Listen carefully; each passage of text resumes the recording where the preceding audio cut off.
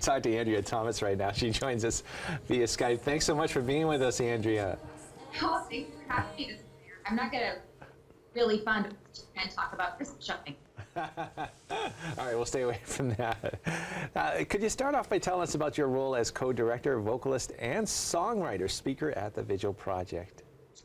Yes. Well, first of all, thanks for having me this morning. I love that this is in sort of context with sacred art, that we just talked about the beauty, the sort of encounter with authentic beauty is an encounter with God himself. And that is very much at the heart of what we do at the Vigil Project. And so what began as just some Catholic musician friends that wanted to collaborate together, that wanted to create one series. At the time, it was for Lent and Easter. We wanted to write and release song by song Catholic songs for the seasons of Lent and Easter.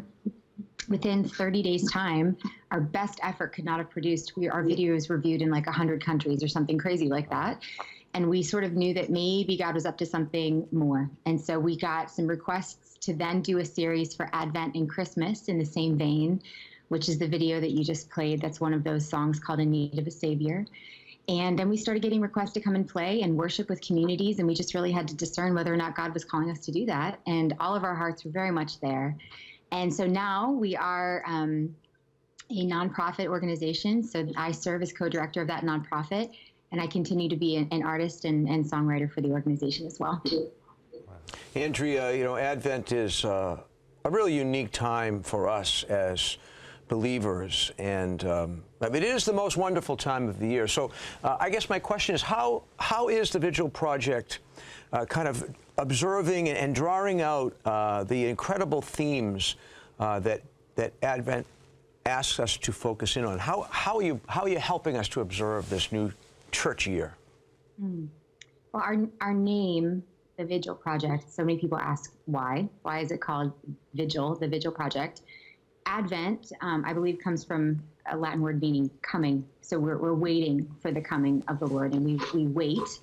And vigil actually means to pray outside of the normal bounds of time. So when you are observing a vigil, you're waiting, you're sitting and you're praying outside the normal bounds. And really, these seasons of the church calendar Advent, when we are waiting the coming of the Lord, it's really just kind of a smaller, microcosm of what humanity's doing at large. We are waiting for the Lord, for his coming again. And so as a group, as a community of artists, that's something we really pray with, is that how do we wait well? How do we wait well? And so a lot of our events, when we travel and we go to different parishes and conferences and events, focuses on that. How do we wait well for the Lord? How do we prepare our own hearts for his coming, and so that he can be born in our hearts in a new way? And for you personally, what are some of your favorite aspects of Advent? Ooh, golly, some of my favorite aspects of Advent.